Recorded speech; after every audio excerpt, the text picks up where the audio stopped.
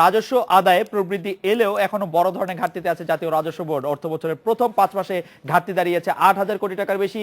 উচ্চাভিলাষী লক্ষ্য এর কারণ বলছেন বিশ্লেষকরা, তবে তা মানতে নারাজ এনবিআর চেয়ারম্যান জানিয়েছেন কর্মকর্তারা সততার সাথে কাজ করলে এই লক্ষ্য অর্জন সম্ভব। ২৯% প্রবৃদ্ধি ধরে ১,৭৬,৩৭০ কোটি টাকা রাজস্ব আদায় লক্ষ্য আছে এবারের বাজেটে। তবে অর্থবছরের প্রথম ৫ মাসে এতে ঘাটতি রয়ে গেছে বড় আকারের।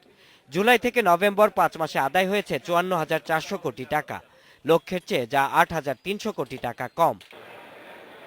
বেসরকারি গবেষণা প্রতিষ্ঠান সিপিডি বলছে, রাজস্ব আদায় গতি এলো বড় লক্ষ্যের কারণে তা ছুঁতে পারছে না এনবিআর। সরকারের খরচ খুব বেশি না বাড়ায় মধ্যমেয়াদে লক্ষ্য কমিয়ে দেবার কথা বলছে প্রতিষ্ঠানটি। এডিপিতে ব্যয় হতাশাজনক হলেও এটা ব্যয় হচ্ছে না, ফলে সেদিক থেকে হয়তো রাজস্ব মানে ব্যয়ের ক্ষেত্রে এবং উন্নয়ন ব্যয়ের ক্ষেত্রে কিছুটা হয়তো রিলিফ আনবে। ব্যয়ের দিক যদি মাথায় নিয়ে সরকার নতুন করে একটি সংশোধিত বাজেট দেয়, তাহলে বাজেট বাস্তবায়ন পরিস্থিতি আরেকটু বেগ পেতে পারে। তবে এনবিআর বলছে, জুলাই থেকে নভেম্বর প্রতি মাসে রাজস্ব আদায় গতি বাড়ছে, প্রবৃদ্ধি হচ্ছে ২ অঙ্কে। এভাবে চললে লক্ষ্য পূরণ অসম্ভব হবে না বলছেন এনবিআর চেয়ারম্যান।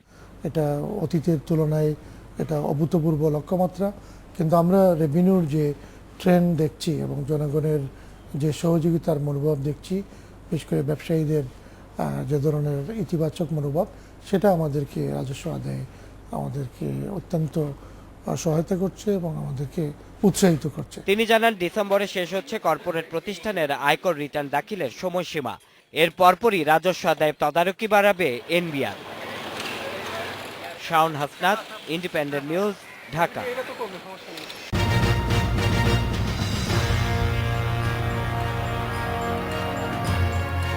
রাজস্ব বোর্ডের সাবেক সদস্য আমিনুর রহমান আছেন আমাদের সঙ্গে। জনাব আমিনুর রহমান, অর্থবছরের প্রথম ৫ মাসে ঘাটতি দাঁড়িয়েছে ৮,০০০ কোটি টাকার বেশি। উচ্চাভিলাষী লক্ষ্য এর কারণ বলছেন বিশ্লেষকেরা। আপনি কি বলছেন যে এই ঘাটতিটা বা মনে করছেন এই ঘাটতিটা আসলে আয়ত্তের মধ্যেই আছে? আপনি কি মনে করছেন? আমি এর ভিতরে কয়েকটা দুর্বলতা দেখতে পাচ্ছি। প্রথমত হলো যে রাজস্ব যে প্রক্কলনটা করা হয়েছে, সেটা কিন্তু গত অর্থ বছরের সংশোধিত বাজেটের উপরে, প্রকৃত রাজস্ব সংগ্রহের উপরে নয়। এটা এক দিক। দ্বিতীয় দিক হলো যে এখন আপনি জানেন যে আন্তর্জাতিক বাণিজ্যে বিশেষ করে যেসব পণ্য আমরা আমদানি করি, সেগুলোর মূল্য কিছুটা নিম্নমুখী, যার ফলে আমাদের আমদানি স্তরে যে রাজস্ব, সেই রাজস্ব আহরণে খুব একটা প্রবৃদ্ধি লক্ষ্য করা যাচ্ছে না।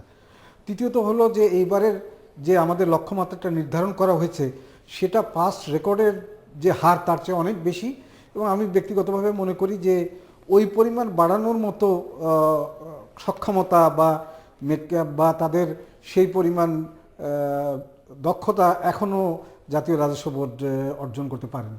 আপনি এর যে বিষয়টি বললেন যে জাতীয় রাজস্ব বোর্ড যে লক্ষ্যটি অর্জন করতে পারেনি, এতে গত বছরের প্রাক্কলনের কথা আপনি বলছিলেন, এছাড়া আর কি কারণ?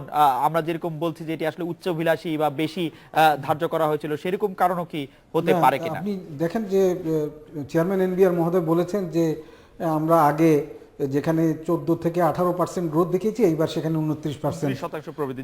হ্যাঁ, কাজেই এখান থেকে বুঝতে পারছেন যে টার্গেটটা আসলে খুব বেশি বাস্তবসম্মত করা হয়নি, মানে এতটা উচ্চাভিলাষী হয়েছে কিছুটা। এই যে বাস্তবের চেয়ে বাইরে গিয়ে যে টার্গেটটা করা হয়েছে, সেটার সেটা অর্থনীতির জন্য বাংলাদেশের সাধারণ মানুষের পরিপ্রেক্ষিত থেকে ভালো নাকি খারাপ? আমি বেষ্টিক এবং সামষ্টিক দুই ক্ষেত্রেই এটি প্রশ্নটি আপনাকে করতে চাচ্ছি, এটি ভালো না খারাপ? এটা দুটো দিক আছে। আমার কাছে মনে হচ্ছে যে আমার কিন্তু লক্ষ্যমাত্রা সবসময় একটু একেবারে প্র্যাকটিক্যাল করা যায় না, একটু উচ্চ লক্ষ্যমাত্রা রাখতেই হয়, কারণ আমাদের অনেক কিছু অর্জন করতে হবে। দ্বিতীয়ত হলো এই বছর কিন্তু আমরা দুটো জিনিস করেছি। একটা হলো যে সরকারি কর্মকর্তাদের বেতনের বড় রকমের পরিবর্তন ঘটানো হয়েছে, অনেক বাড়ানো হয়েছে, এবং পাশাপাশি বেশ কিছু বড় প্রকল্প, পদ্মা সেতু এবং অন্যান্য জায়গার জন্য আমাদের অর্থের সংস্থানের প্রয়োজন হয়েছে, এবং এই সমস্ত অর্থ সংস্থানের জন্য যে রাজস্ব লক্ষ্যমাত্রা, সেটাকে সেইভাবে নির্ধারণ করতে হয়েছে। জনাব আমিনুর রহমান, একটি কথা এনবিআর এর চেয়ারম্যান জনাব নজিবুর রহমান যেটি বলছেন সেটি আমার একটু নজর আসছে যে সততার সাথে কাজ করলে এই লক্ষ্য অর্জন করা সম্ভব।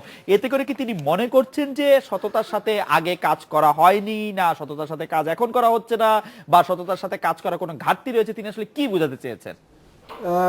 উনি সততা বলতে এটা হয়তো বলছেন যে একমাত্র আমি বলবো যে সততা মানে অর্থনৈতিক সততা না, তাদেরকে যে দায়িত্ব একমাত্র অর্থনৈতিক সততা না, তাদেরকে যে দায়িত্ব দেওয়া হয়েছে সেটাকে তারা নিজেদেরকে ওন করে সেই জন্য তাদের সর্বোচ্চ যে প্রচেষ্টা সেটা যাতে তারা নিতে পারে। আমার মনে হয় উনি এইটাই মিন করতে চেয়েছিলেন। জনাব আমিনুর রহমান, আপনাকে অনেক ধন্যবাদ।